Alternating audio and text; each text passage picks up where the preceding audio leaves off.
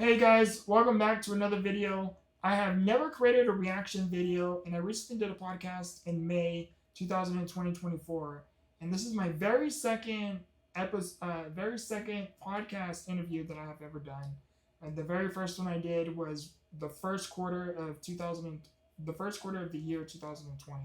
So 4 years later, and I had the opportunity to do another podcast with someone else with the host who too has SMA. So it was a great episode. It was a great conversation. It felt really good to be able to relate to certain things such as the progression of our SMA. We were able to talk about mental health, how that too plays its role with our progressive disability. We were able to talk about our aspirations and dreams, and talk about how our limitations affects those dreams, those aspirations of ours. And we talked about so many different things, and it was a really, really great conversation. And it felt really good to be able to open myself up more in a way that I rarely do on anywhere, on my YouTube channel, on social media, anywhere. I really never opened up in a way like this, I felt, in any form of my content. So it was a really great conversation. Something I wanted to mention too is this is my very first time that I am seeing the recording. So my reaction when I see this video is going to be very genuine.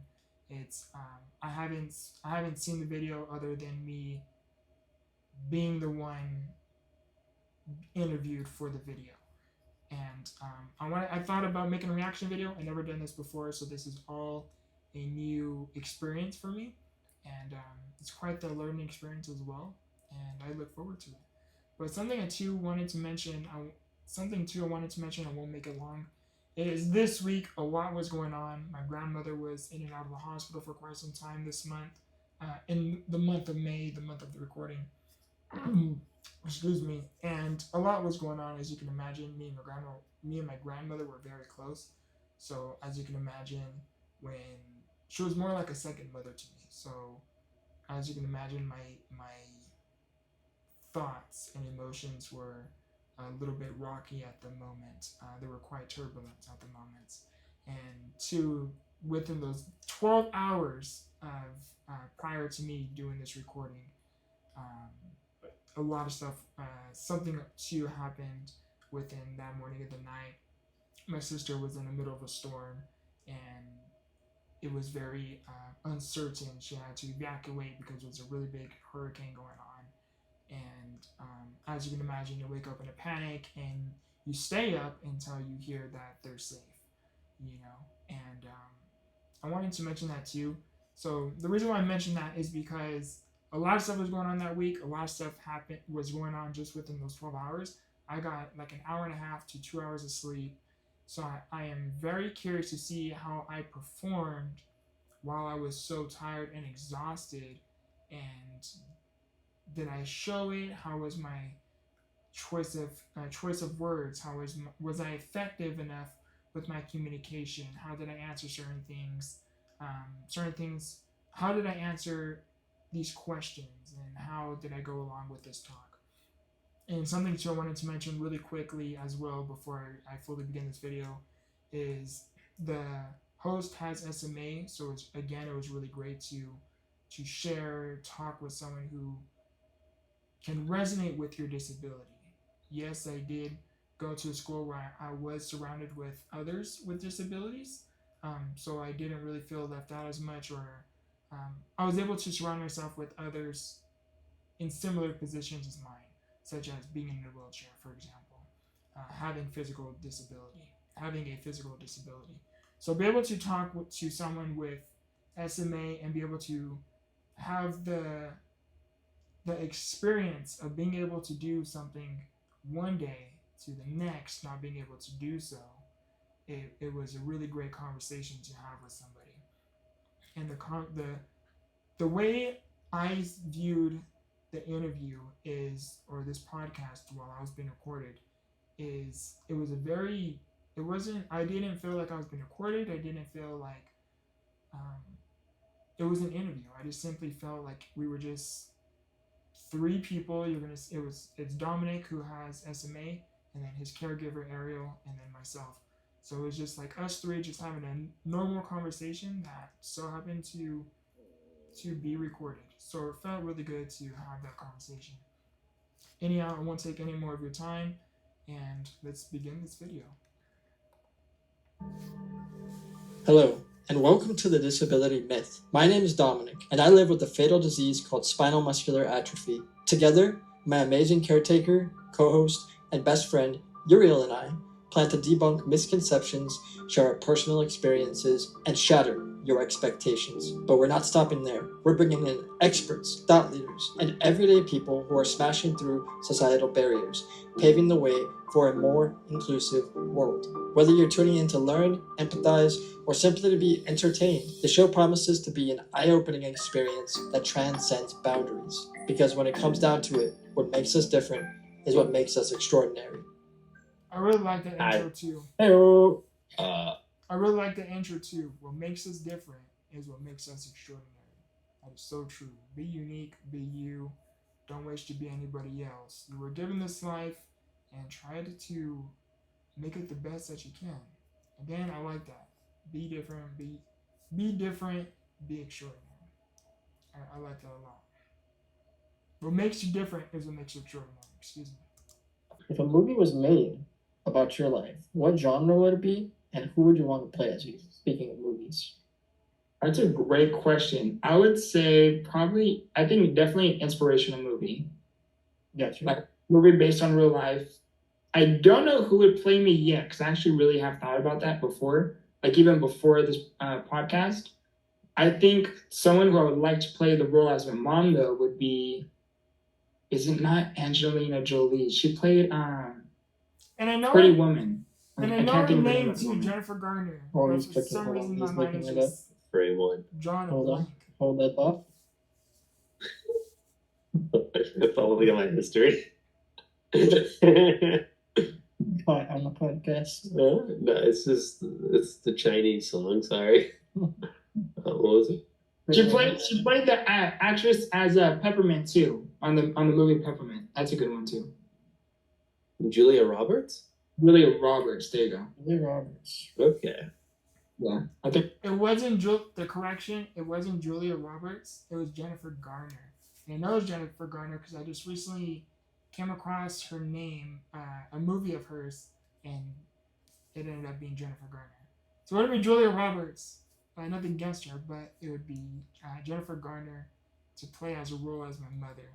I really like her acting skills. And she also played in, I want to say it's Heaven is for Real. And the way she played that role, I believe it was Heaven is for Real.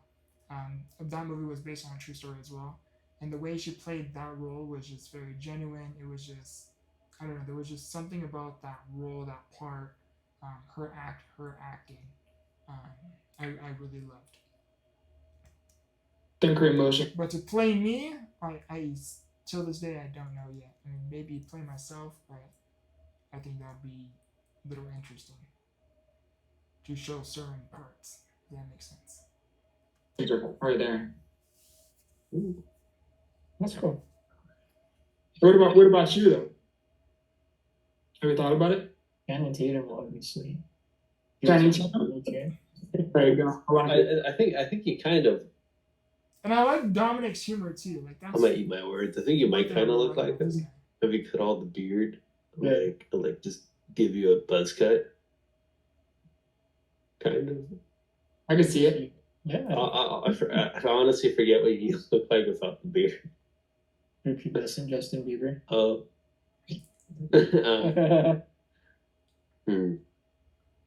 The Channing Tatum. We're more like Chris Hemsworth. The Chris Hemsworth. Yeah. Yeah. All right, Victor.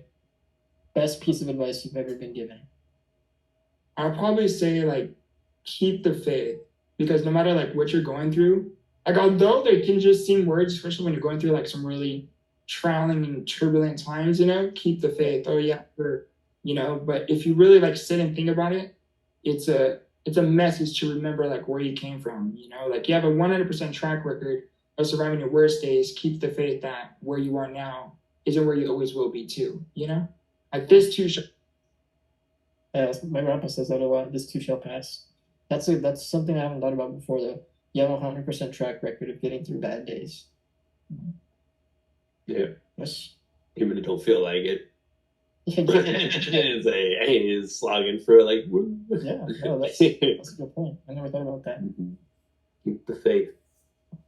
So obviously, like you know, have thought about stuff like this before. That's kind of like your whole brand, Victor the Inspiration. Right. And we'll kind of get to that later in the episode. But one of the things that we did want to touch on is just learning more about you, what you're all about as a person, and yeah. So in saying that, let's just go ahead and jump into just any misconceptions that you would like to kind of talk about today here on the disability myth. Misconceptions about me. I know I'm very quiet with like a lot of stuff I work on, so maybe on the screen, maybe it can seem like I'm kind of running into a direction that's not common or makes quite sense, you know.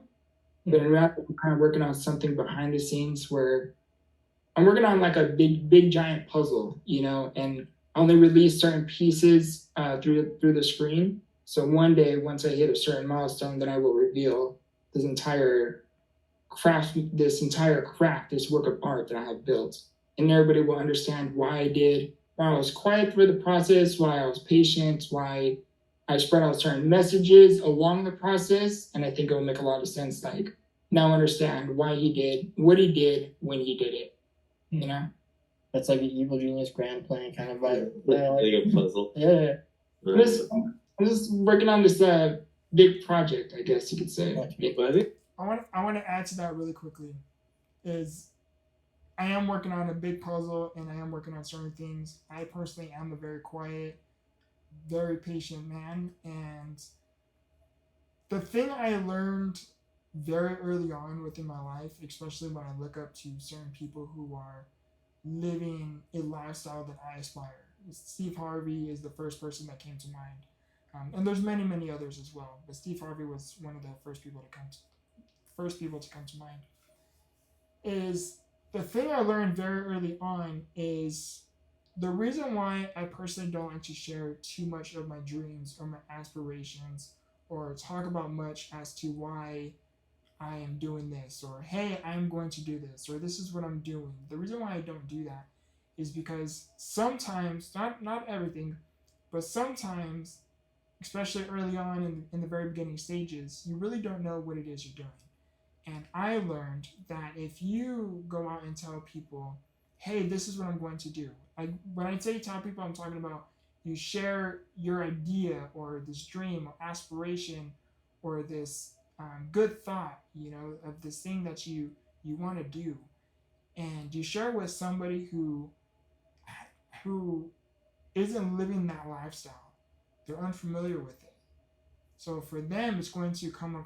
For them, not all, but a lot of the people that you may tell those dreams and aspirations to, or you trust with your words, they may not be able to understand you. And because they don't understand you, they may throw doubts in front of your face, or they may talk behind your back like, oh, he's not going to make it, or he's not going to do it, or we all have those dreams. Everybody has dreams. Everybody wants to do these things when they are your age. But somewhere along the line they gave up. And me personally, I learned that very early on, and which is why I personally rather keep my mouth shut. I rather be patient, keep my head down, work on whatever it is I gotta work on, and when asked, regardless of who it is, if I know they have genuine connection, if I know they have genuine interest, or they have, regardless of who you are, if you ask me, hey, what is it that you're doing? You know, 9 out of 10 times, I won't tell you. I will just say I'm working on my personal brand, or I will share what it is that I already have publicly. I will share with you what it is I put in front of you, meaning Victortheinspiration, for example, my website, for example. And I do that for a reason, personally, because again, in the very beginning stages, you really, a lot of times you really don't know what you're doing in the very, very beginning. But once, of course, you persist, you endure a lot, you learn as you go, you study, you read books, you take courses, you study from those people who are living the lifestyle that you aspire. Study those people, and eventually at one point you're going to be able to reflect back and see why everything happened the way it did, and most importantly, those around you are going to be so astonished to what it is you did. Like, they had no idea you were doing this. Yeah, they may have somewhat of an idea to what you were doing or working on, but nobody was able to predict, like, you did this grand thing on a big scale. And for me, something I want to mention really quickly before I continue this video is the reason why I personally like to keep my mouth shut, and I personally like to remain patient and humbled within the process, is because, one, when you keep your mouth shut, when you keep your mouth shut, you don't share your plans with anybody, they cannot ruin it. They can't feed you self-doubt. They can't feed certain negative thoughts into your mind because they don't know where to begin, right? Because you don't give them that opportunity to do so. So it protects you.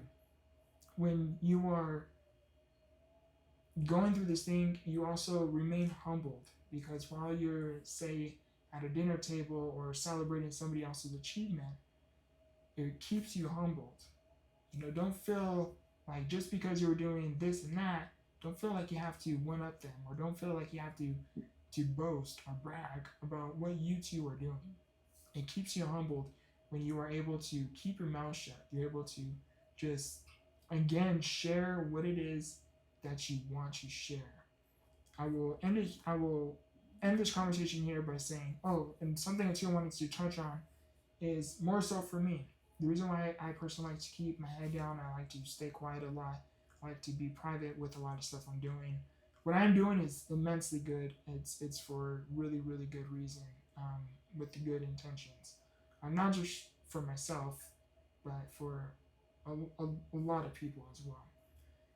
And doing something on that scale, more so when you have a progressive disability such as mine, it's much harder, it's much more difficult, because nobody has done what you are working towards, or not to the extent that you are going to do certain things.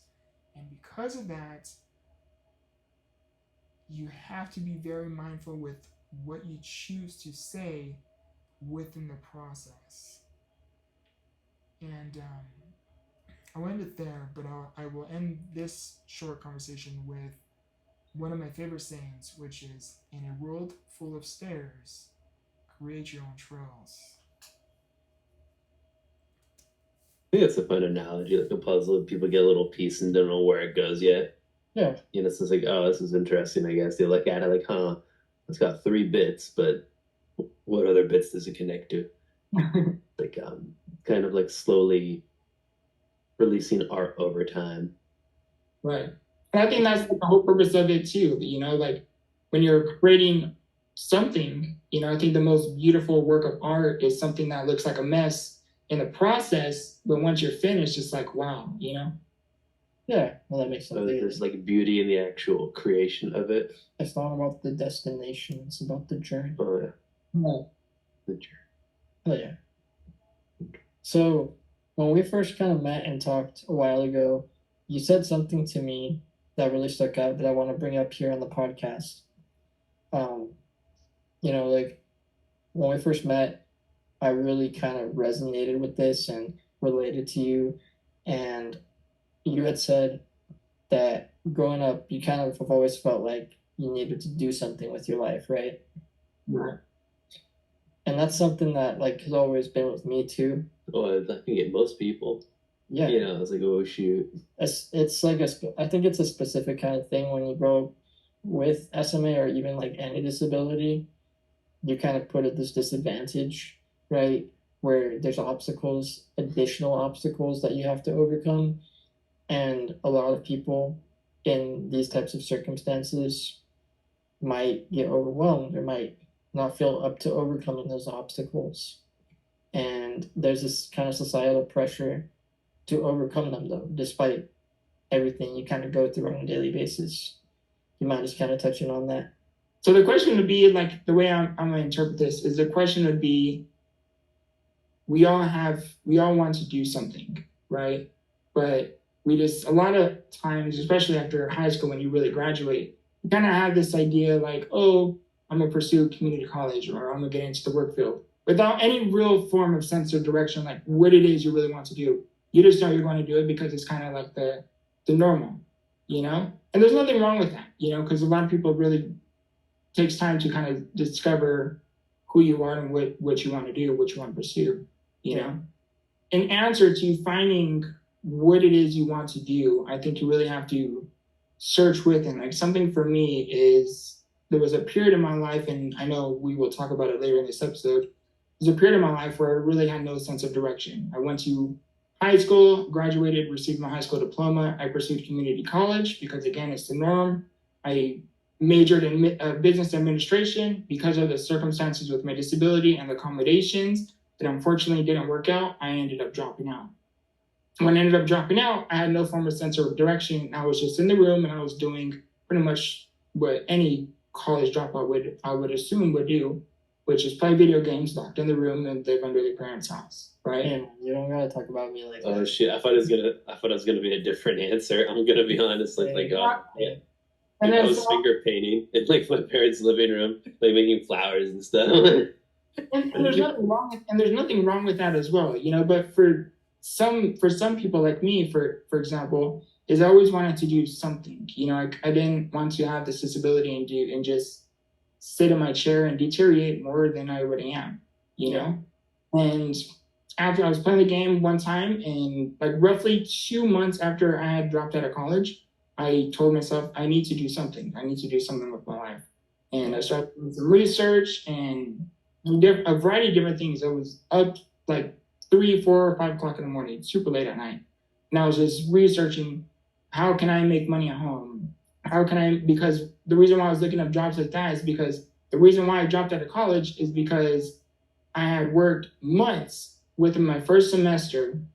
And right at the end of my first semester finals, that's when I ended up in the hospital with pneumonia and collapsed lungs. Unfortunately, because I was in the hospital around the finals time period, I couldn't do the work, so therefore I couldn't pass my classes. There was no exceptions.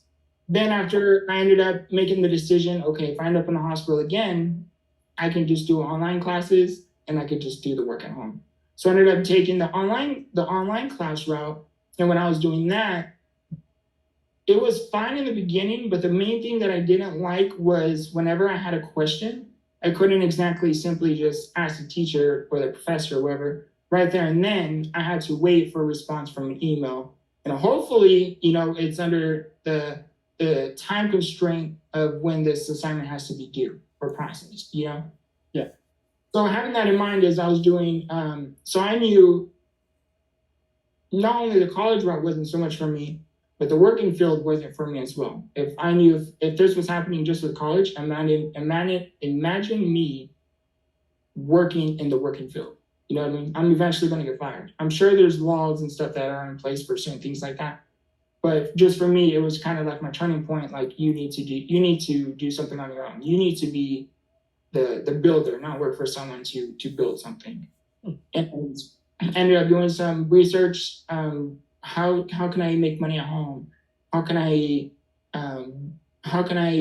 work sitting at home? I was just brainstorming so many different things until I asked myself that big question, which was, how can I be a millionaire at home? How can I be a millionaire working from home? And then I started asking myself these bigger questions, and ended up coming across e-commerce, which is drop shipping, and that's when I entered entrepreneurship. Clarification: e-commerce is where you sell goods online. E-commerce is not specifically drop shipping. I don't believe I clarified that in here. And entered entrepreneurship in February, like mid-February 2018. Well, when you say enter entrepreneurship, was that through? Entered entrepreneurship. I dropped out of, so I graduated high school in 2017, receiving my high school diploma.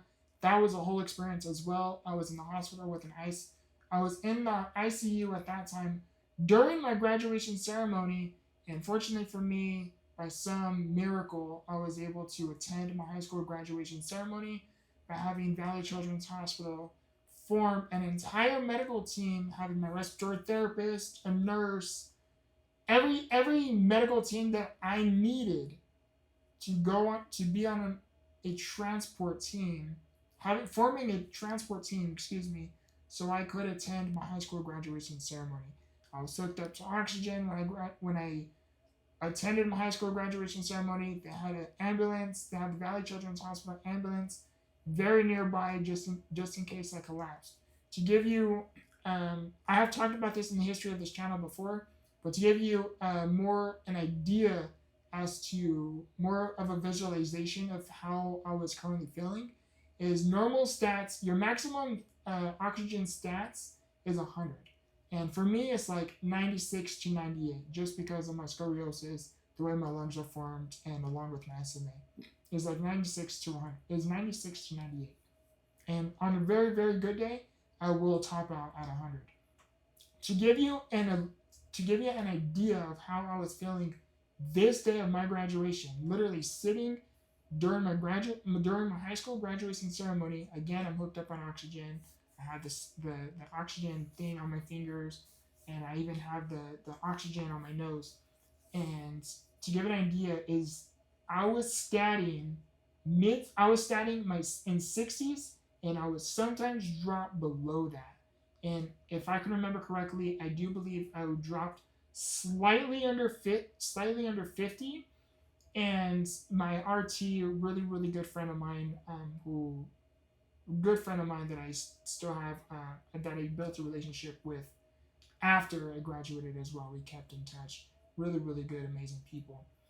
And anyhow, she told me she knew how much this moment meant to me, meant to my twin sister as well, because I am a twin, so we got to graduate together. She knew how much this moment meant to me, my twin sister, my family, my mother. She knew how much it meant to all of us.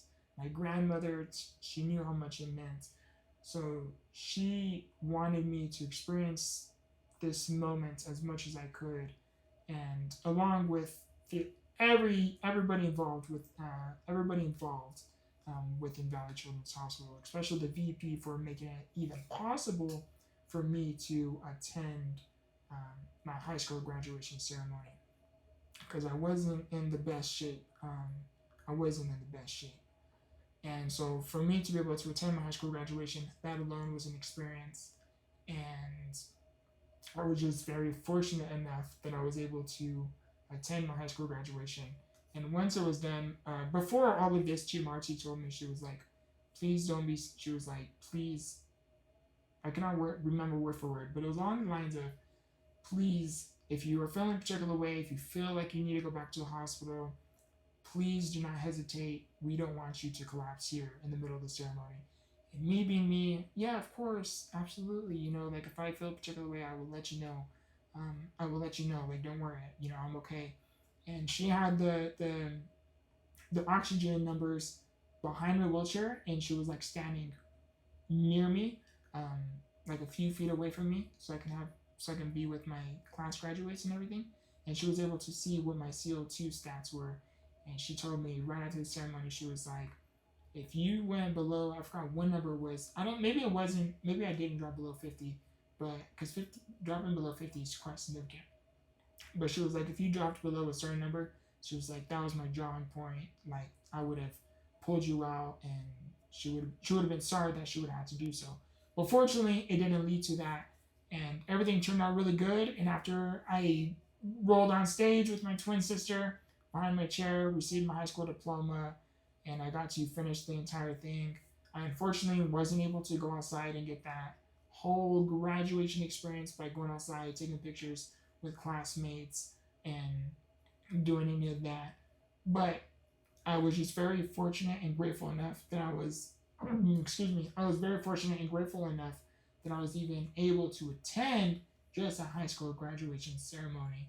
And something too I want to express my gratitude for too is my high school, my principal at the time, he heard about me being in the ICU, he heard about my circumstance, and he was even looking into, can we do a live stream by having me into the hospital, receiving my high school diploma beforehand, and having somebody hand deliver me my high school diploma when it was that time to do so. An amazing principal, God rest his soul, and yeah, I wanted to mention that really quickly as well. So because of my high school experience, nearly all 4 years of my high school experience, I missed roughly 50 to 60% of it just because I always had a pneumonia and collapsed lungs, and I had to be on home studies because if I didn't, I most likely wouldn't have graduated. So because I had a high school experience, I knew once I attended college, I went to all of my teachers, professors, way in advance, like literally the first week of school, even like the first day of, I think it was like the first 2 days of school, going to all my teachers and professors and was like, hey, I am so and so. They were like, yeah, we seen your chart, we know you have a medical condition. And I told them, most likely, I was like, I'm not being negative here. I was like, just from personal experience, roughly November to December, I may end up in the hospital with a pneumonia and a collapsed lungs. I just want you to know that if I happen to not appear in class, randomly, it's most likely because I am in the hospital. And of course, when I have the opportunity to, I will email you and update you on my situation. And all of them said, don't worry about it. We will cross that bridge when we cross it. And unfortunately, we did have to cross that bridge. And my first semester was a complete waste of my time. I won't say a complete waste of my time because I did have the experience of like attending community college and did have the experience of meeting certain people, building relationships that I still keep in contact with today. So I won't say it was 100% entirely a waste of time, but it was unfortunate that it almost was a waste of time, if that makes any sense. So second semester ended up doing online courses. I personally didn't like it and decided to seek the purpose in life's happenings, and see where life was willing to take me. So back to the episode, and I just wanted to really touch on. I really wanted to mention that in this video. College courses, a third party. Yeah, so I think my answer to entrepreneurship is I ended up dropping out of community college roughly around the third week of January, and asked my mom, I was like, what do you think if I drop out? Like, what would you think? I just want her opinion as I'm her son, you know what I mean? And I don't want you to disappoint her. So she was like, she didn't say I don't care, but it was along the lines of, I don't care what you do, just do something. I don't want to not do nothing. And so I ended up dropping out of college, community college, in January. I'm gonna just say January 2018. About a few weeks shortly after I started doing the research how I can make money from the home, and I came across a course called I came across this business model called drop shipping. Looked deeper into it. Now I'm going from Google to YouTube.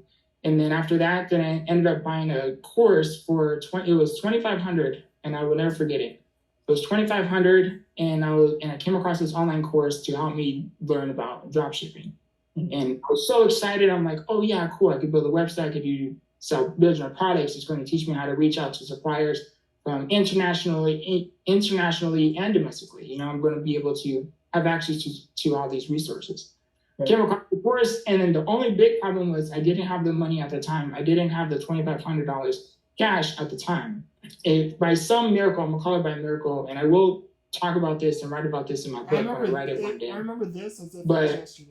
By some miracle, it just so happened that later on that day, maybe even the next day, I had gotten an email saying that your $2,500 offer for the course is now available for payment plans. Now that was a huge game changer. So now I didn't need $2,500, I just needed $500, and I could just pay the remaining each month. And I ended up coming across $500, and the rest is history. That's about the online course from a mentor and from Joaquin Corrales. I will never forget his name. Bought a course from him and got into that. And that entire process has been quite the journey as well. And I won't mention it here like now, but later, most likely when I write a book, I will talk more in detail about where that $500 came. And it was a miracle in my eyes, but it was very special to have received it the way that I did. Very, very sentimental, I can say. I wanted to mention that really quickly as well. Wow. Yeah. Yeah, no, tell us about that. In what way? Like, how did that go? I just had a curiosity because so after I bought the course, I was so determined. I was so intrigued with what I was learning. I think that's a really big one too. Once I'm interested in something, I learn the ins and outs of it. It's like the human mind. I like to learn the ins and outs of it. And once I bought the course, I studied this course day in and day out. I watched it over and over and over again. And after I rewatched the course like several times, literally, then I actually started implementing what I learned, and I started taking action. Started putting in the effort by building the websites. I started actually putting in the work to the knowledge that I was being given, or I was being taught. And I started building my website, started doing everything that I was being taught. And shortly after, I want to say about the course in like mid-February, roughly, I made my first dollar, and I will never forget it. I was asleep, actually. I run ads. I learned how to build websites. I learned how to run ads. I learned how to contact different suppliers in the U.S., United States, the UK, Brazil, Germany, Italy. I learned how to contact all these different, Russia even. I learned how to build, contact certain people to help me sell these products. And I started learning how to run ads. And once I did that, I made my first dollar, and I will never forget it. I believe it was March. I cannot remember the date exactly, but I know the month 100%. It was like March 13th, 2018. And I made $13.97 when I was asleep. Now, I know like that sounds crazy, I mean, like $13, yeah, it's not that much, like it's whatever, but to me, the reason why I meant so much is because my main goal was to make money while I'm asleep.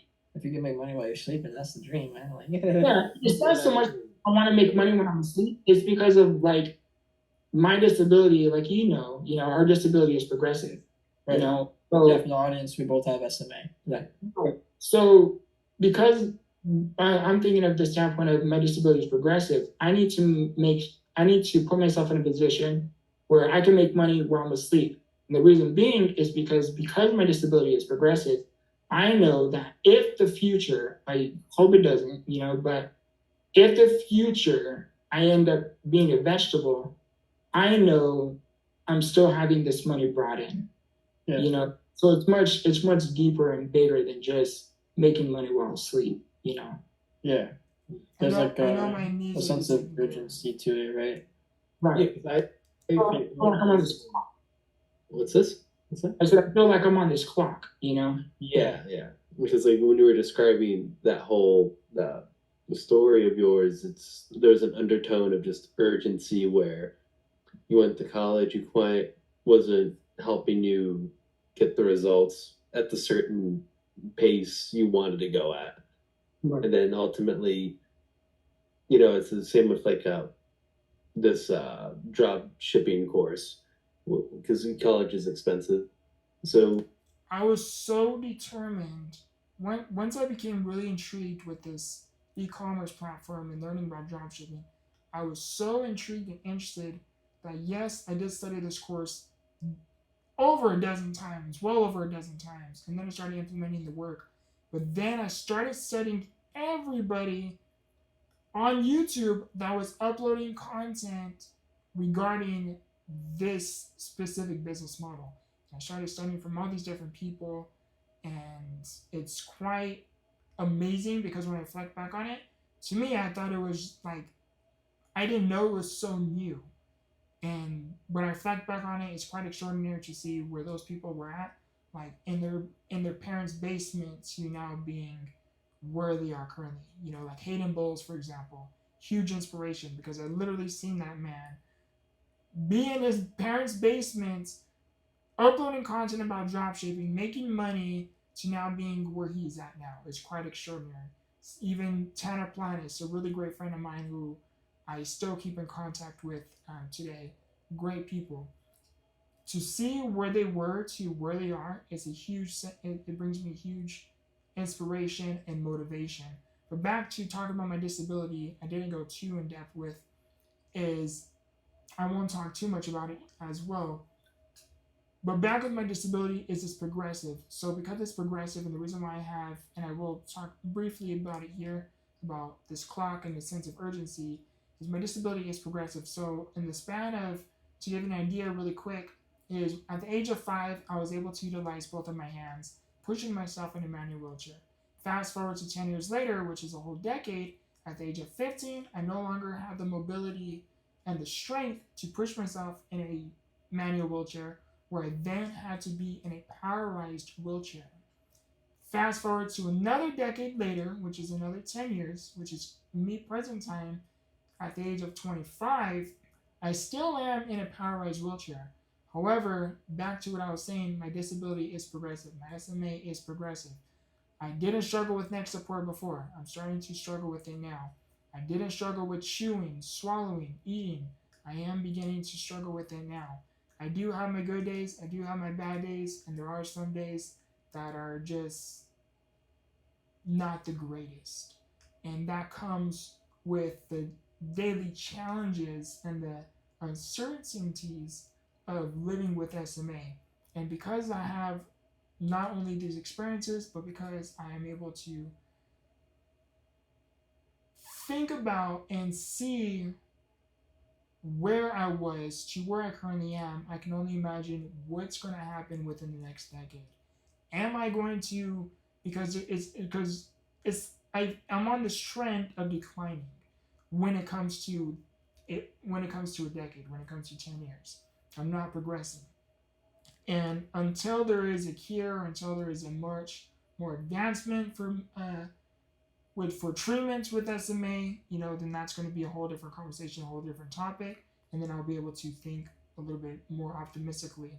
But at this current state and this current rate that I am currently on, this current track record, you could say, is I can only imagine where I'll be within the next 10 years. And because I have that in mind, I have this sense of urgency that I have to do what I can with what I can with where I am with as much as I can.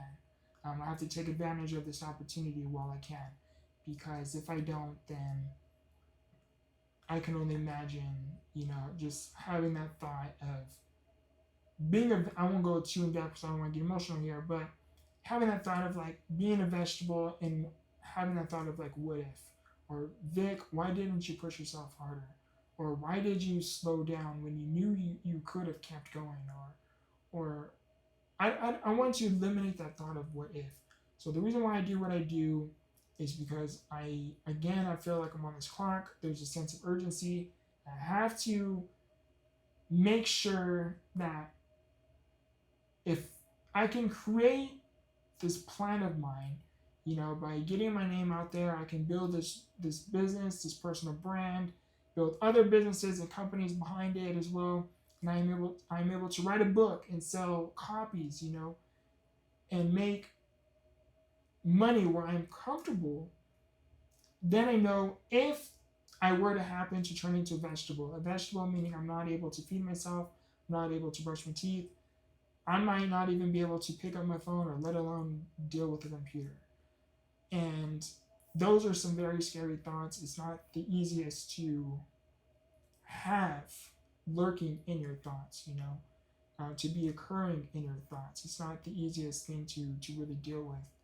And it's not so much you're thinking about them, it's because you know it's to come. Again, if there's no advancements or treatments or cure within the next decade or within my lifetime, to say. And if I am able to do these things, I know that if such event were to take place or such experience were to take place, I know my needs are taken care of. I know I will have the money, the financial resources to get the caregivers that are going to be needed, maybe even the nurse needed, certain medications needed, because if you really pay attention now, some people need certain medications or treatments or surgeries or whatever, and their insurance doesn't cover it. And they either can't afford it, so they're stuck with being left without it, or they're drowning in financial debt. And then that financial debt carries on to their family.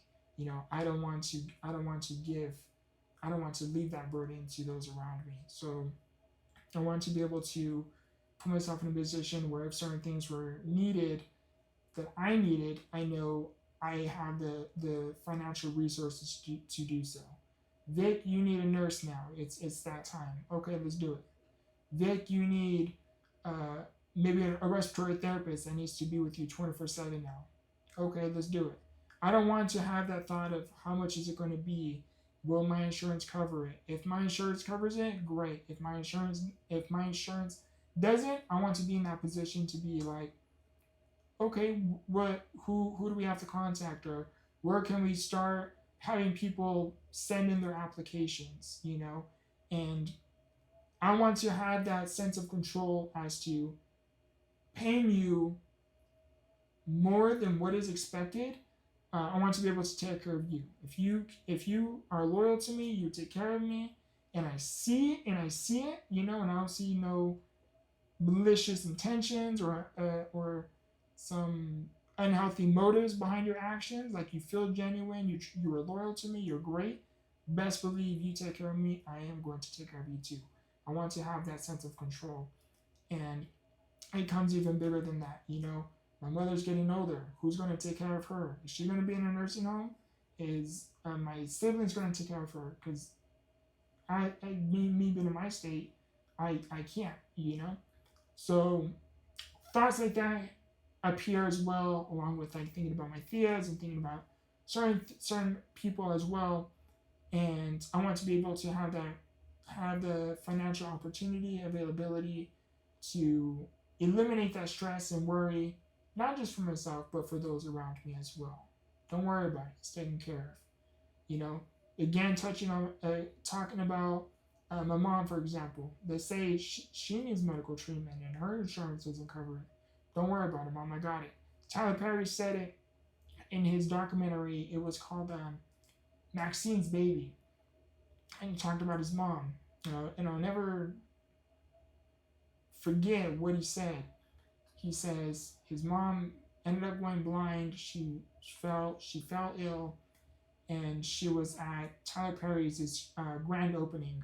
I believe it was for when he opened up Tyler Perry Studios, and it was this big grand event that Tyler Perry was opening, and a lot of celebrities and people came. It was a red carpet event, and he said his mom. He was with his mom, and his mom looked to him and said, "Son, everything is beautiful." And he said, "How do you know that? Like, you can't see." And she said, "Because I can feel it." But he said that his mom told him, I can't remember if it was either that event or within the past or what. But he said, but she had told him, "Thank you, because if it wasn't for you, I wouldn't be able to afford my medication." So when you think about like a grand scale like that, you have to prepare for the future. You have to expect the unexpected, and literally, if you have the opportunity to make certain things happen, make it happen. Stop feeling sorry for yourself. Like me, yes, I have a progressive disability. It's not the greatest. Obviously, there's a lot more to my story. that I haven't shared, or that I haven't shared. Uh, some of it I even won't ever share, and for a variety of reasons. Um, so having that in mind is that, yes, back to what I was saying, is if having a progressive disability is not the greatest, I could fall into poor me, I can't do anything, and feel sorry for myself, and it's going to get me nowhere, right? And I'm only going to stay in this depressive state that I'm already in. So the way I see it is, when there is no light, because there are going to be moments in your life where there isn't going to be light. And if you're one who doesn't experience rock bottom, and I mean rock bottom, I'm happy that you don't, and I hope you don't, because it's a very ugly place, it's a very scary place, and it is very, not many people make it out of those dark places. So if you are in a dark place, keep the faith, find something to help you find that light within. So no matter where it is you go, no matter how dark of valleys you walk through or you go through, you always have a spark of light. And if you can build a relationship with God, I can assure you, you will have an endless supply of this divine light that will never go out. But you have to build your relationship with a higher power. For me, it's God. For me, it's Jesus. You have to build your relationship with a higher power, so that way you always have an endless supply of this divine light that never goes out. I don't trust where you are taking me. I don't know why you are putting me through this, but I trust where you are guiding me and trying to help me get through. May you please deliver me the strength to endure and persevere, so I can see where you have predestined for me up ahead. Continue to put one foot in front of the other. That is all it takes. I wanted to mention that really quick. Forgive me, I got emotional. That's why I don't talk about certain things, because it's not an easy topic, an easy conversation to talk about. It really isn't. But back to the video. 2,500, it's about a semester probably at any community college, maybe Roughly, yeah. roughly about. And you just decided to take what you learned and just go for it. Now, out of curiosity, what generated that first 13? Was it ads? I was running Facebook advertising at the time. Facebook, and I don't know if I was doing Instagram yet, but it was guaranteed Facebook advertising. Okay. Yeah. So that's like the whole turning point here of learning how to spend money to make money, Yeah. No, and that's the whole sense of urgency is a really good topic I want to talk about, a really important topic too, because especially with SMA, like we just talked about, we have this like clock that we feel like we're on, and I forget, how old are you? Mind me asking? 25. So we're the same age. Halfway to 30. Huh? It's halfway to 30. Halfway to 30. It sounds cool. Yeah, so we're 25.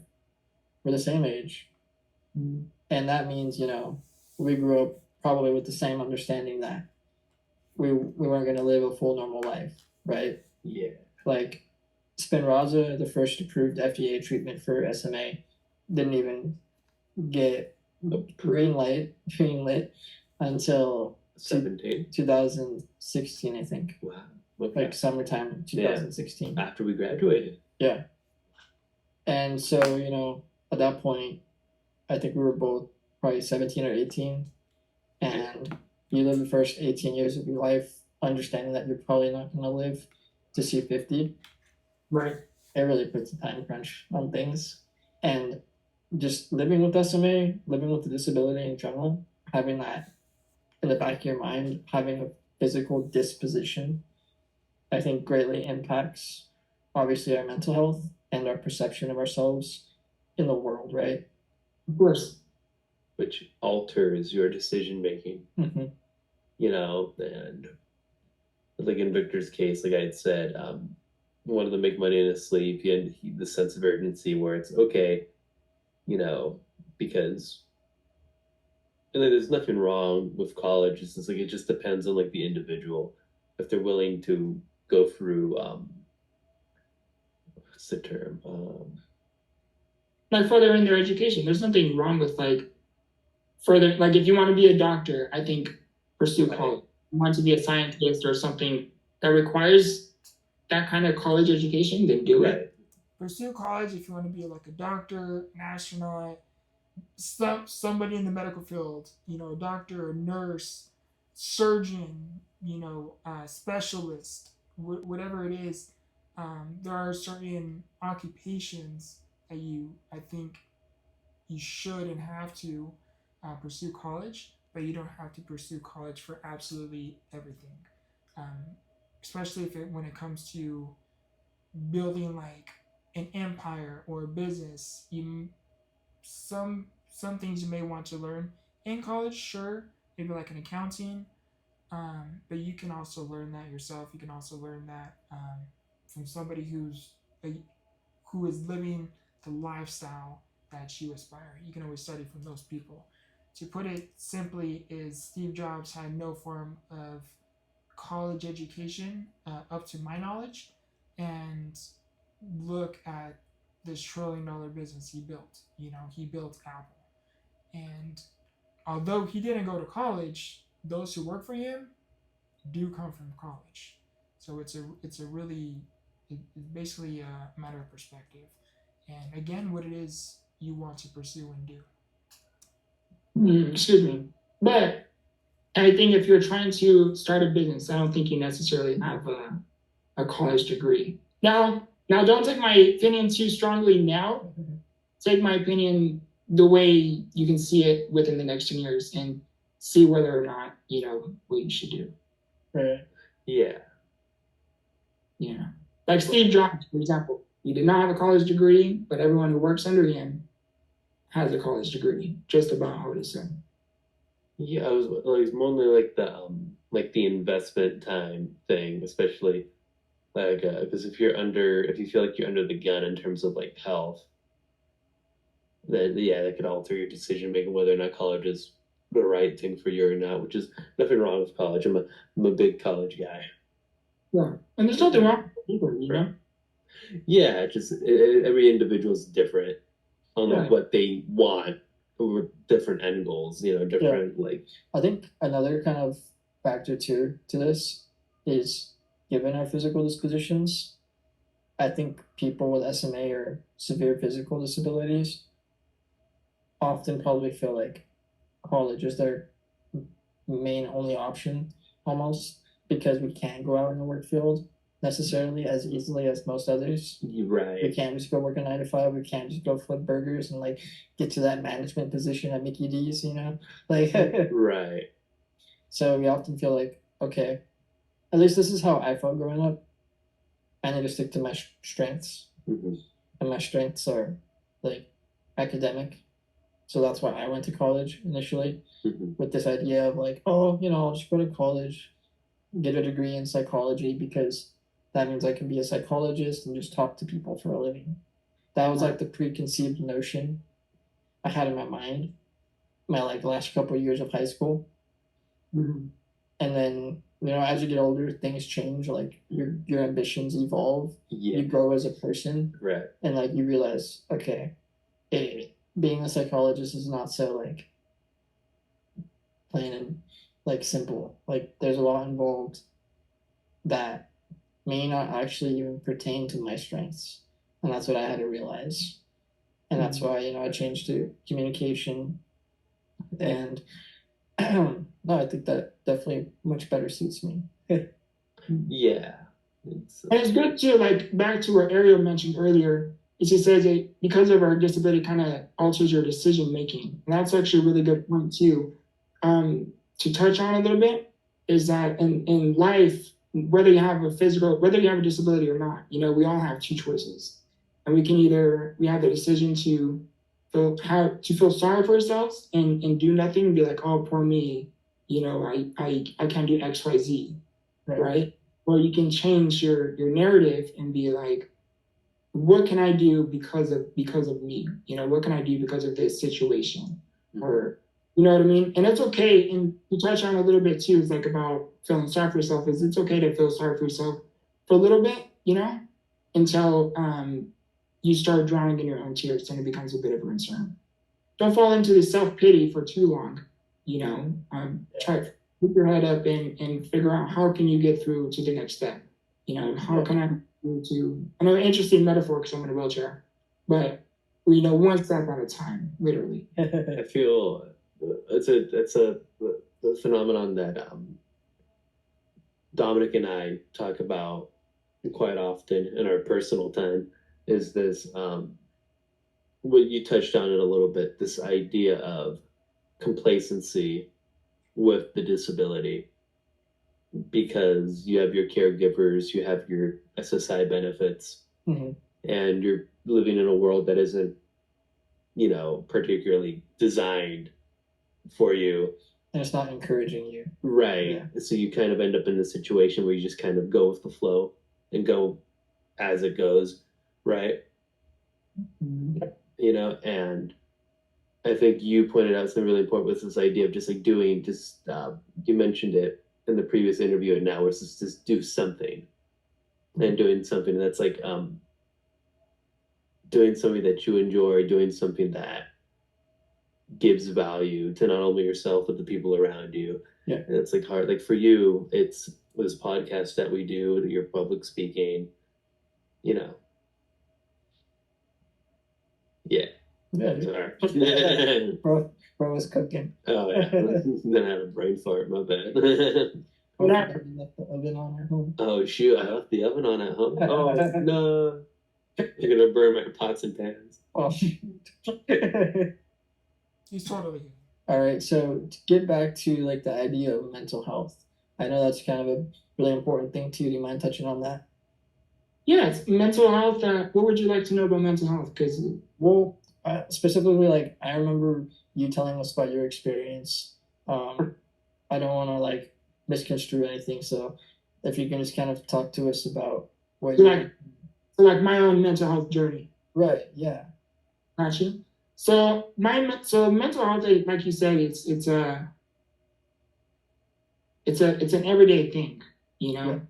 It's something that's not something that you master. It's something that you have to work on every single day, within every second, really.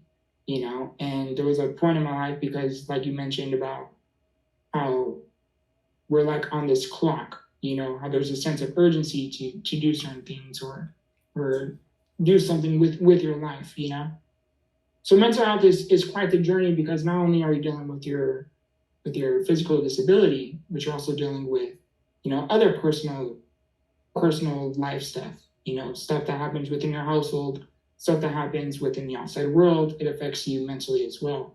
So having a physical disability is kind of just like that add-on to the norm, to the normal life.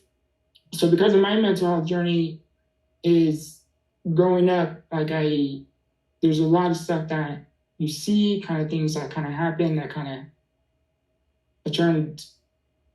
I try not to let it get to me as much as possible. Like behind the smile, behind the laughter, behind this optimistic person, behind that screen, there's really someone just like you, who is someone trying to hold on.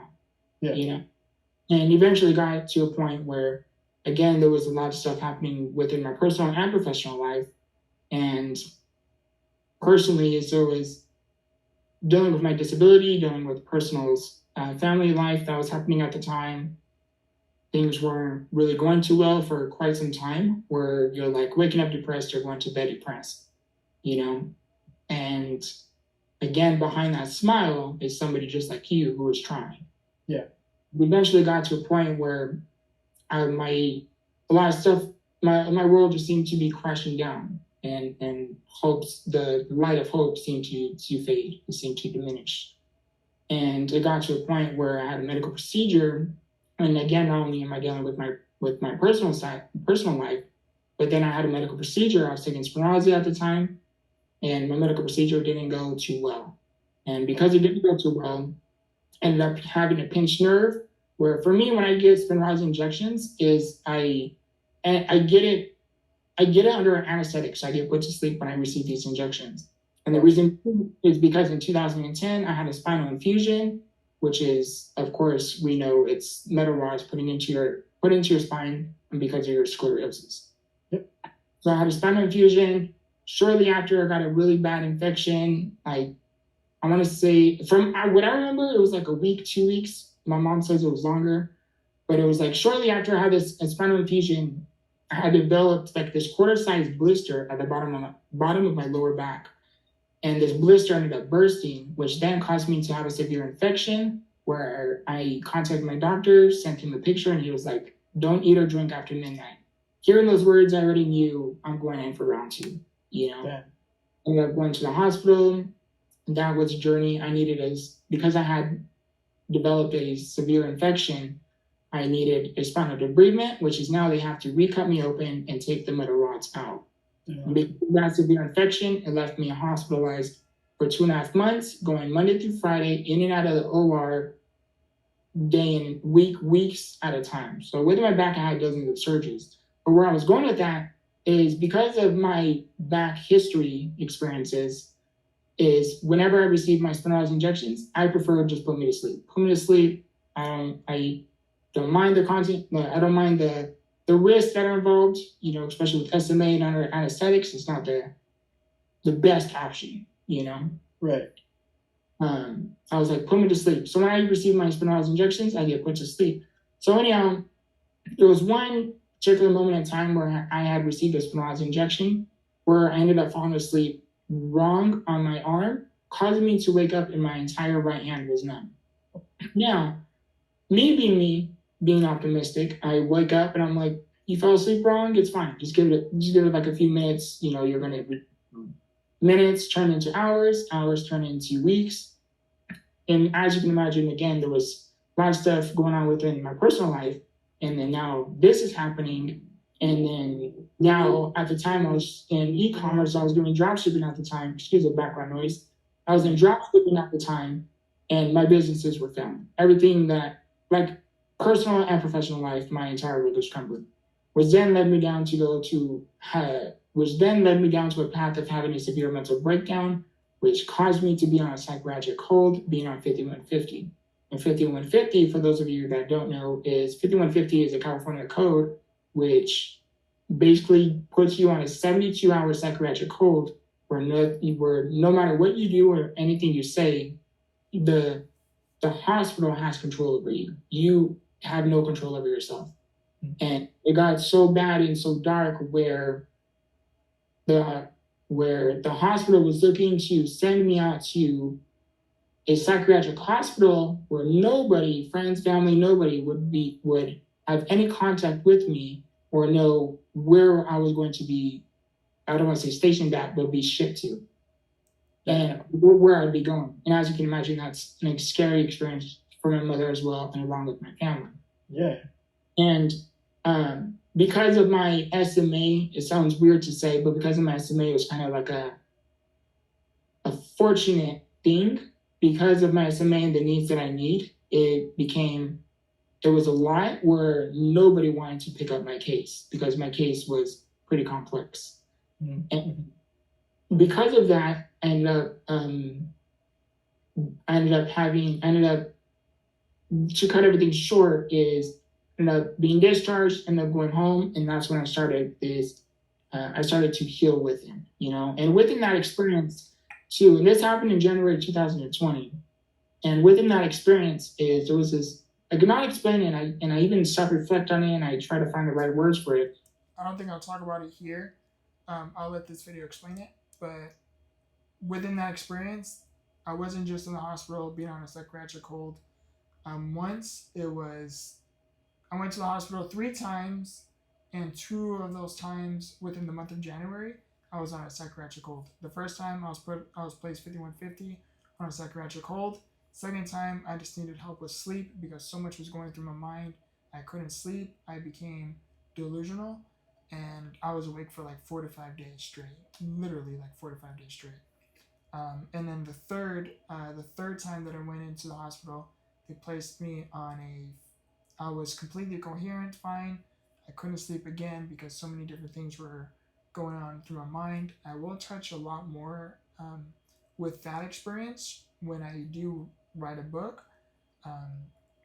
because I have to be more mindful with my choice of words when it comes to that. I don't want to mislead anybody. But within the third experience is I was coherent, I was calm, I was respectful. I wasn't the same person that I was when I had went into the hospital for the first experience when I was placed 5150, being placed on a psychiatric hold. That made a lot of sense because of my current state and certain things that I was doing and saying. It did make sense to place me mindfully on a 5150 psychiatric hold. However, back to what I was saying on the third experience, it was I was placed on the third experience. I was placed 5150, almost being shipped to a psychiatric hospital just because of my first experience. When the third time I went into the hospital, I had no first experience symptoms such as anger, frustration, hostility. Um, I wasn't. I was no threat. Again, compared to the first one. So the reason why I was placed on the 5150 the third time is because of my first experience. I will never forget this. I'm laying in bed and I'm trying to see my mom. Nobody will let me see mom, family. I was completely all by myself in the hallway. And all I see is security walk up to the side of my bed. They don't say anything. And I look over to them and I ask him. I was like, excuse me. I was like, are you here for me? And he was like, yes. And I was like, why? And he says, you were just placed on 5150. And I was like, really? He said, yeah. And I said, by who? And he told me the name, and I knew who they were, which was my psychiatrist at the time. And I didn't say anything else. I was just thinking, what's going on behind the scenes? Because nobody was telling me anything. Again, I wasn't hostile. I wasn't angry. I wasn't frustrated. I was very respectful. I talked to everybody by their first name, nurse, janitor, security, everybody that happened to be going across the hall or happened to pass me or happened to be assigned to my hospitalization. I was very respectful, and I would talk to them on a first name basis, or the name that they approached me with. You are Dr. So and so. That is who I called you. You're nurse so and so. That is who I called you. Whoever you were, I was very respectful. So third time I was placed in 5150 was absolutely uncalled for, ridiculous, and I think it was just somebody who. I'll just keep those thoughts to myself. But a very scary experience. But obviously everything worked out for the best, and I will continue the video here. But there was like this divine intervention that kind of happened within the moment where since then, every day I started to build my relationship with a higher power and started praying more, started praying daily, started focusing on gratitude. What can I be thankful for instead of focusing on everything that's falling apart? What can I be appreciated for within this moment? Started focusing on gratitude, started working on how can I, going back to my metaphor earlier, how can I put one foot in front of the other? And something I want to mention too in this video that I would love to mention is I'm not a religious person. I personally am more spiritual than I am religious. However, I do study many religious practices in other cultures. Christianity, Catholicism, Hinduism. I study a lot of different spiritual people, and helps me. But I can say by this divine intervention is that I cannot find the right words for it till this day. I still can't. But there was this divine intervention of an experience where all I can say is Jesus saves. And because Jesus saved my life, if Jesus did not save my life, I wouldn't be here today. But because there was this divine intervention that again I still till this day cannot fathom nor put into words, I am the person that you see here today, doing the things that I am doing today. And without Jesus past became my guide, my light, and his Father, who is the ultimate divine, the Most High, has helped me significantly as well along the way. I wanted to mention that as well. And Yeah. forward to present time is now I went from a psychiatric hold, being on 5150 where all hope was lost, to now building my personal brand, turning that negative experience into a positive by building my website, Victortheinspiration.com, by uploading content regarding relevant to mental health and personal development related content. If you go back to the very beginning of the history of my YouTube channel, Victor the Inspiration, you will see me in the very beginning when I was like trying to really, you will see what I did within the process. And not only was I posting content to help others, but in a way it was also helping me too, Yeah. No, that we were just talking about this with someone else the other day, and like when we first started our podcast, it was a lot of oopsies and like figuring it out and figuring out what we wanted for the show, and I think we kind of had this idea of what we wanted before we started, but then going through the process of making the episodes and meeting new people, it really like I think brought us out of our shells and like taught us a lot, not only about the world but like ourselves too, right? Yeah, because the idea was evolving with us. Because we initially started, a good example is we initially started with a myth, which would be the main center theme of the whole episode. But then for this third season, we realized it's a little limiting. It is, because I think because we're just kind of focusing on that person's disability, and then misconceptions, and I feel we were already breaking those misconceptions by just having a conversation of that. Exactly, and it took me a while to kind of reach that conclusion. Yeah, because the whole point of the show is to break those misconceptions, and I wanted that to be at the forefront of like every episode, but it took me some time to realize like that happens already just in the flow of the conversation. It happens naturally, Yeah. Because the relatability, like I know we just had Skylar on, him being a father, and then him being like trying to traverse the world, blind, and like his experience, and how like it's very humanizing and like very just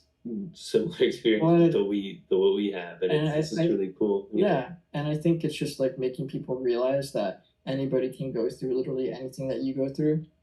Yeah, like Victor was touching on, like a common experience. Yeah. So, or shared experience, I should say. And I also want to touch on, the idea that you had that moment of revelation when you came home, right, and you could start to heal. Because I also relate to that. I didn't have the same experience you did, obviously. But and I've talked about this on the podcast before. Just when I was recovering from my spinal fusion, I was clinically depressed in rehab at the hospital, recovering. I think I was in the hospital or rehab for about 3 months following my initial surgery. And in that 3 months, I got my trach put in as well as the G-tube. And the first month and a half, I couldn't talk because of the trach, and I couldn't eat. And so life was just shitty. Like, I hated everything. Like, I went to sleep crying, like, woke up crying, like you were touching on, waking up depressed, going to bed depressed, like. And then it got to the point where they finally discharged me from the hospital, from rehab. And I was just so much happier at home, like to be out of the hospital, to be out of that setting. Right. And I was able, all of a sudden, even though when I was in rehab, I couldn't go more than 3 or 4 hours at a time without my ventilator, I could, at home, not use it during the day at all. Like, I was perfectly fine. Able to breathe, happy. And so I think the main point I want to make here is like there's something about your mental health, like your state of mind, your state of like happiness, of inner peace that really impacts the way, obviously, like you feel. It sounds redundant, like duh, like no shit. But your attitude, your attitude, like Steve Harvey said it best. He said, "Your attitude is your altitude." How's your attitude? Are you flying low? You're in a depressional state. Are you trying to fly higher and have a more elevated spirit? And doing that within the process is not the easy, like you know from experience. It's to go from a depressional state to finding this abundance, this fulfilling of happiness, to have that transition is not the easiest. It's very difficult. So, like, knowing what I know now, when I look around and I see people in depressional states or no sense of direction or anything, like, I have so much empathy for them because I understand what it's like to be in that mindset. Now, I'm sure I know we all have different stories, so I can't really say I know 100% what you're going through because I can't, but I can understand to some relevancy what your mindset is like within that moment and how hard it really is to go from drowning to trying to learn how to swim. I understand that process. And something that you had mentioned when we talked before as well that really helped you was just finding others, right? Like through the power of social media. So, social media is like my greatest weakness. Like, I don't know if you noticed it. I'm not really great with social media. All I do is post, and I'm growing very little to nearly nothing. So my primary social media is my greatest weakness. My biggest strength is the visionary. I am able to think of something, to have an idea, to turn something into nothing. But when it comes to content for social media, like YouTube to me is simple. But when it comes to content, such as like Facebook, Instagram, Twitter, X, whatever you want to call it, LinkedIn, things like that, it's my biggest weakness. I have very little to any form of interest to learn how it works, and it's just something that I personally don't find that interesting too much. However, I am very mindful that I want to touch on really quick is when it comes to growing my name on social media, that's my biggest weakness. My biggest strength is being the visionary, being the mastermind behind this idea or craft or this thing that I'm trying to build. And something I wanted to mention quickly too is when it comes to social media, when you are really in a depressive state, something that can help you significantly is become very mindful with the content that you engage on social media. Because algorithm will probably change later, but I'm sure it will always stay somewhat the same in terms of what I am about to say here when it comes to the algorithm. Is be very mindful with the content that you engage with, the content that you watch, the content that you like, the content that you comment on, the content that you share. Because the more you engage with that type of content, the more social media is going to put it in front of you whenever you go on their platform. For me, I am very mindful with the type of content that I engage with, the type of content that I even watch, because I want to be mindful. I want to show the algorithm I am not interested in this toxicity. I'm not interested in seeing fights. I'm not interested in seeing people talking about depressive states. I'm not interested in that. I am interested in something positive. How can I get through what I'm going through? I engage in affirmations. I engage in positive content. I engage in things that is going to benefit overall my mental health. I engage with those kinds of content. Anything else I disregard, and if something is really, really important where it does deserve my attention, it will be brought to my attention. And I came to the realization of that. So when you are in a very depressive state and you really, really want to get out of it, like you really want to, and you really, really want to do something, you will find a way to do it. However, when it's ethical, don't be careless and reckless with your actions, because then you are just digging a bigger hole for yourself. If you really want to crawl out of this hole you are in, if you really want to fly a new altitude, you want to reach new heights, you want to see better, you have to start making changes within your daily routines to help you get through what it is you are going through. If you want a depressive state, metaphorically speaking, if you want a depressive state, do not surround yourself with those who are drowning. Again, metaphorically speaking, surround yourselves with those who learned how to swim. Again, metaphorically speaking. I wanted to mention that really quickly. Back to the video. Focus right now with reach is I focus on YouTube. I'm trying to build up an audience on YouTube, and then my YouTube traffic is eventually going to drive traffic to my social media. And so, like right now, I have I have like five different YouTube channels at the moment that is connected to pushing out my name to say, hey, this is me. Check out my Instagram, right? Something I need to work on currently, and something I have written in my plan or my notes to do pretty soon is rebranding on my social media. I just did some rebranding on my YouTube channel, Victortheinspiration, where I am trying to change the style of my content a little bit with the same goal in mind, which is make a difference. And I realized that I need to focus on doing the same with Instagram and TikTok, primarily TikTok and Instagram, just because of the audience that I can reach, with my content. So I need to focus on low, but I'm definitely, it's slowly but surely, there's only so many different things I can like focus on and learn like for me, whenever I really try to succeed at something, I have an interest in it, for example, like YouTube, and then I 100% go all at it. And then once I can get it to a point where everything is kind of natural to me, where I really don't have to put too much thought into what it is I got to do, then I can focus on something else, give it my interest, give it my attention, and then do the same, so on and so forth. Yeah, okay. Something I want to mention too in this video, I talked about doing rebranding. I began doing rebranding on this YouTube channel, Victortheinspiration, and I started doing some rebranding there. And I did have plans, I did have plans at the time of this recording, because again, this interview was filmed in May.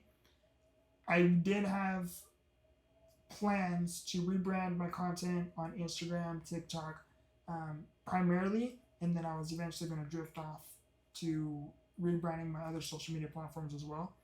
The reason why I haven't done it yet, by the time this video uploads, I haven't done it yet. The reason being is because right after this interview, about a week and a half after this interview, my grandmother had passed away.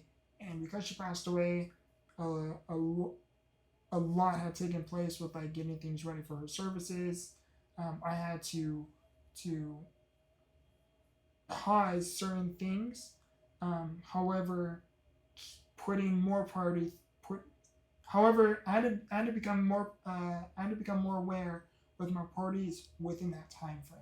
So the month of June, I had to become more aware to, okay, what's more of a priority? Continue to upload content, continue to follow through with these commitments that you have to get done, regardless of how you feel. It is going to get done. On top of things, getting things ready and situated for your grandmother's services, along with trying to be there for the family as well during that grieving time. And so by the time this video uploads, I haven't done rebranding yet. It is still a plan of mine that I will get to soon. I do have ideas for it. And so stay tuned with the rebranding of my social media content, because it will be happening soon. I just needed some time to take care of other priorities first, both personally and professionally, before I can tackle on a new task. Oh, that's dope. And something that I find interesting about you and your brand specifically, Victortheinspiration, is you kind of take ownership of being an inspiration. Whereas I think that's kind of a hot topic in the disability community, where a lot of times, and we talked about this, I think, on the episode with Skylar, like you don't want to feel patronized by others for just living your life. Yeah, it's kind of a bipolar subject for most people because I feel like everybody has their own interpretation or experiences Yeah. and way they maneuver it. Yeah. Like, I love being an inspiration to people. I'm cool with it. I know people that aren't. So, yeah, I'm going to ask you, like, why Victor the Inspiration? You know, like, what drove you to have that be who you are? That's a great question. So the meaning behind Victor the Inspiration is at the time I ended up creating my Instagram account. I changed my name at the time in high school, and I ended up doing an Instagram poll. I was just brainstorming on like the current name I had. It really wasn't gonna feel. I didn't like it too much. You know, I wanted to change. So I started to brainstorm how can I mix what I like into or something. How can I transition from what means something to me into this name?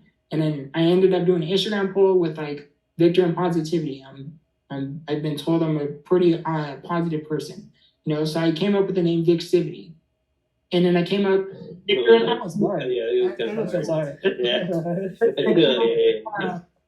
I've been told I'm optimistic, so I thought about Victimism. You know, Victimism didn't really care too much. I did like Vicspivity though, and that was like one of the main ones I almost considered. Do we need to bring it back? I was like, I'm just like brainstorming now, or how thoughts are kind of flowing now. If I was ever in like a superhero movie, which would be really really cool to be an actor, I think would be really extraordinary. Vicspivity would be a pretty cool name. Like just like just picture like a Superman outfit, right? A Black Adam outfit, but like instead of the S for like Superman, it's like a V. That'd be sick. Comment down below if that's a really cool like Marvel name, Vicspivity. That's pretty cool. Yeah. I was just brainstorming like different ideas, and then I came up with, and then I've been brainstorming like people were telling me, "Oh, you're an inspiration to me because of X, Y, Z," you know, and I ended up coming up with Victor the Inspiration, and that just had like. It just felt right. I don't know. It just felt right at the moment. And ended up doing an Instagram poll, and Victor the Inspiration won, and I kind of stuck with it. So over time, as I really didn't have much of a vision for Victor the Inspiration, it was just a normal social media account, you know, a normal Instagram account. Yeah. And at the time, as I started to learn more about myself and discover more about life and kind of discovering my purpose, then I started thinking, okay, how can I take Victor the Inspiration to the next level? And after my mental health experience, like I just mentioned, is a great friend of mine had reached out to me, great friend of mine, and he ended up telling me, he was like, how can you turn this negative experience into a positive? And I was like, what do you mean? We're on the phone for like an hour, I think. And he was telling me, like, he was like, why don't you spread a 5150 awareness? He was like, you know how to build websites. Why don't you build a website, Victor the Inspiration, and talk about 5150 awareness?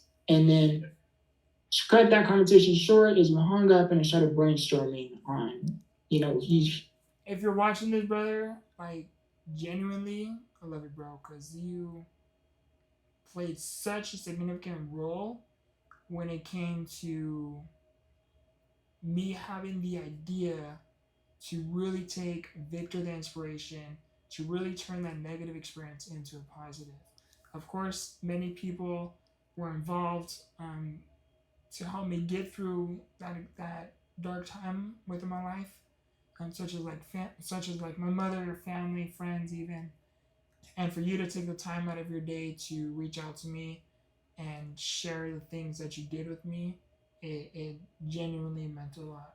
And I can say wholeheartedly that I don't know where I would have been if it wasn't for you. And I do not say that lightly. I love you, brother. If you're seeing this. He's right. How can I take this to the next level? And that's when I started thinking about, you know what? Maybe it's time to talk about your story. you know what? Maybe it's time to talk about what you learned. Maybe you can talk about this and that. Yeah? And I ended up putting some thoughts together from my past experiences and implementing the new things I was learning within that moment. And I came up with Victortheinspiration.com. Before I knew it, I had a website. I had a logo created that I created myself. And then I had a website created as well. A website and a YouTube channel created as well. And I just started to go off from there. But so Victor the Inspiration is much more than just a name. I want it to be a representation of not just me. You know, when you think of the name Victor the Inspiration, I want you to think about what's possible. I want you to know that despite the adversity, despite the hopelessness you feel, despite the moments of despair, there is still hope. You can still be. Where there's weakness, there's strength. Where there's desperation, there's hope. Where there's darkness, there's light. And Victor the Inspiration to me means overcoming. Victor the Inspiration represents grow through what you go through. And not so much do not only do I try to push out that message, but I try to live up to my example. Yeah. Go through. I have this disability. I'm choosing to grow from it. I've been through it. I've gone through a psychiatric hold. I'm choosing to grow from it. And not only do I share these things, but I really try to dive deep into my story and try to help give a message across to help others too. Because some people can have a similar experience. Some people can be on the verge of going to that experience. Some people can be inspired just from your words alone, you know, whatever it may mean to them. And Victor Inspiration, to put it simply, is a message that no matter where you are, it isn't where you always have to be. I feel that. I like that. And the thing that's cool is, you know, it's something applicable throughout your entire life. Like, people never have to stop growing, right? There's always stuff that we're going to go through, that we're going to be able to grow through. Yeah, and then how goals and use as a person tends to change over time. Because if I recall, they showed a study where every 7-ish years you just change. Right. You know, where it's kind of like, oh, your motivation, maybe your goals are different from like 7 years ago. I don't know what I was doing 7 years ago. We were finishing high school. You remember? 7 years ago, that was 2017. We were just out of high school. Yeah. It's crazy. We're old. Oh yeah, yeah, old. Yeah. But, you know, just goes to show it's like things change. It's okay to change. You know. Yeah, man. Right. So, and I think the important thing, not to interrupt, but something I want to touch on, because that's a great point, is things change. Is life is a constant cycle of changing. Whether you adapt to the change, you know, or you stay behind, the purpose of so much is to change. Isn't so much as, oh, you need to become the best you can be, or you need to grow, or I don't want anyone to feel less than, whether you grow or not. The purpose of me spreading a message of you need to evolve from your situation, or you need to find a way to grow from your own story, is because life is a constant cycle of change. And if you don't adapt to those changes, unfortunately, the way you feel now, like you think life is hard now, imagine how it's going to feel within the next 5 to 10 years, you know, by you choosing to by you choosing to do the same things you were doing constantly without implementing any changes. You know, it's only going to get worse from the logical standpoint. That reminds me of the definition of insanity, right? Oh yeah, like expecting different results from doing the exact same thing over and over again. Yeah. You know. Definitely. All right, dude. Well, I appreciate that Einstein message. I said. know a lot of people that watch the podcast will too. Well, you had a couple more things here. Yeah. So Books and merch. Yeah, I think we should jump into our plugs. Like, where can the people find you? Where can they get your books, your merch? Like, what's up? Yeah, so anyone can find me. You can the simplest way is go to Google and type in Victor the Inspiration. I will be the first thing that comes up. And you can go to victortheinspiration.com. You can check me out on Instagram, YouTube. anywhere you type in Victortheinspiration, I will come up. I have merch where I sell merchandise, which is like shirts, hoodies. I have ebooks of personal quotes. I personally love philosophy. Words, again, have such a big, words can be a lot more than just words for every individual differently. It's kind of like lyrics to a song. You know, it means different things to everybody, right? So I have ebooks where I have quotes, and currently working on that. Can check out again my YouTube channel, a huge I think game changer. I think it's very undervalued, or not undervalued, but overlooked quite a bit for a lot of people who are going through. A lot of people who are going through things mentally, anything you're going through, especially mentally, emotionally, spiritually, even. Check out Victortheinspiration, because I show you when I'm in the, I'll break down in front of my camera. I do not care. Like, I will show you the raw reality of me getting through the process. I will talk about what I'm doing, how to do it. You know, I don't talk about just how to do something. No, why you should do it, and this is my story. I'm not talking from what I think I know. I'm talking from personal experience, and I think that within itself it says quite a lot. Yeah, that's Victortheinspiration YouTube, right? Yes. Okay. So just wanted to make sure, because you said there are 5 channels. I'm like, okay. Oh yeah. So 5 channels, if you want to know all that. So 5 channels. I have Victortheinspiration, which is my first one. Second channel, Vicspiration Shared Philosophy, where I share philosophical content that helps people get to the next step, things that personally has helped me. My third YouTube channel, The Victor Motivation, where it brings people a sense of ambition and drive to get to that next step, you know, to go from sinking to swimming. My fourth YouTube channel, The Victor Visionary, where I create and personally write music. And my fifth YouTube channel, which is the newest one, SMA Victor. I'm barely releasing it now. I haven't talked about this publicly, but the SMA Victor is a YouTube channel where I am going to be spreading SMA awareness, where I had reached out to someone I know and who is going to create me animated content spreading SMA awareness. So what is SMA?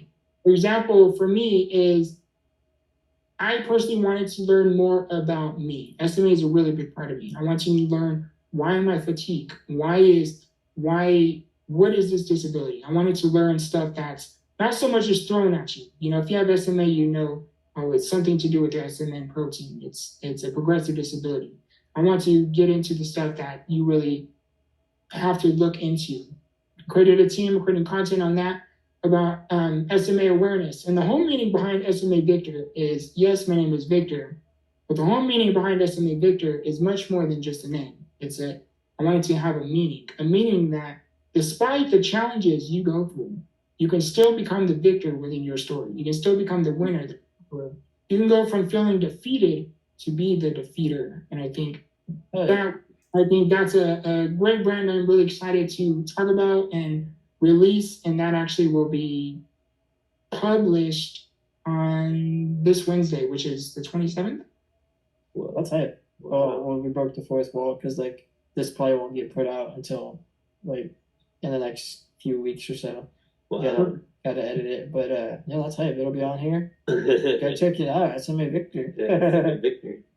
It's something I'm really looking forward to. Again, like to touch a little bit more on it is, I wanted to learn more about me, and I started doing some YouTube research. What is SMA?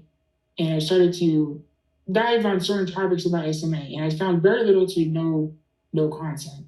And I saw an opportunity, and I was like, okay, you know what? This is an opportunity to say, hey, spread SMA awareness and move the moment, you know? I have a couple of videos on my personal YouTube account about SMA, and normally on my videos that I post on YouTube, like I have, I think 40 to 50 subscribers.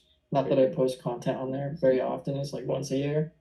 But I've noticed the SMA content specifically, there's definitely like a need for it, because those are my best videos. Like I probably have close to a couple of thousand views combined on like SMA themed videos. So no, there's a need for it for sure. Well, send me the link. I would like to check it out too. Yeah, it's just little things of me talking to the camera about SMA, what it is, and yeah, I don't know. From way back in the day. I think I remember you recording it. Yeah, Like, from way back. way back. Yeah. So something you can expect on the channel too is really quick to touch on is what you can expect on SMA Victor is what is SMA, what are symptoms of SMA, what are the different types of SMA, and how does it affect everyone differently. Yeah. We're going to talk about treatments and advancements, especially as times progress. I'm going to talk about the treatments and available medications available for those with SMA, what it is and what it does. And I'm talking about all the different stuff. Something I'm really, I mean, you could probably tell by my voice alone, but something I'm like really excited to really get off the ground and kind of put out there. Whether it does well or not, it's something that I just feel it has a need for it. Yeah, no, definitely. I'm sure it will do well. Like animated stuff, that just adds like another kind of layer of visual. Yeah, no, that's hype. Yeah. There was a YouTuber I used to watch back in the day. I forget what his name is now, but he had all animated, like drawn out content of him telling stories about himself. Oh god. I can't remember. He's really funny though. Anyways, long story short, I like animated content. Yeah, there's a point on YouTube where YouTube animation was king and it made no money. Yeah. You remember that? Vaguely, yeah. Yeah, and then Mr. Beast style things like kind of took it over. Mm-hmm. Gosh, I'm old. We're talking like this is probably like 2 years ago, like a few years ago, but it's just like we're talking like it's ancient history. Yeah. Like back in my day, I remember when YouTube animation, I remember the time before the TikTok. Yeah, I remember when it was just Musically. We should really show. I gotta say too, your guys' relationship is incredible. Truly. Yeah, chemistry. Nothing but yap and laughs over here. It's funny. Like I always tell people, we're kind of polar opposites in the sense that I took everything super seriously. There's like 5 minutes left to it. I will leave the link to the full episode within the description. The reason why I stopped it here is because I actually have to take care of something else now. I didn't think I was going to talk as much as I did within this video, but I do feel like I did share what I wanted to share, and I hope this podcast was able to bring value to and for you, which is my ultimate goal. I want to provide value to you in any way that I can to help you in absolutely any way that I can, and especially to help you get to that next step, to get to that next destination. And as I was recording this, I was screen recording my screen along with videotaping on my camera, and my screen recording stopped, and me making this my very first reaction video is going to be, I have no idea at the moment on how I'm going to do a reaction video by adding this video on top of my reaction video on top of this, overlapping each other. I don't know how I'm going to do that. So if you do not see this podcast video overlapping my reaction video, it's because I didn't figure it out, and I'm still learning, to say the least. And if you want to see the entire full podcast episode, please check the links within the description and subscribe to their channel, The Disability Myth, and like the video. It will be greatly appreciated for both my content, for both my channel, and both for their channel as well. I love you guys. I appreciate you. And remember, grow through what you go through. Much love.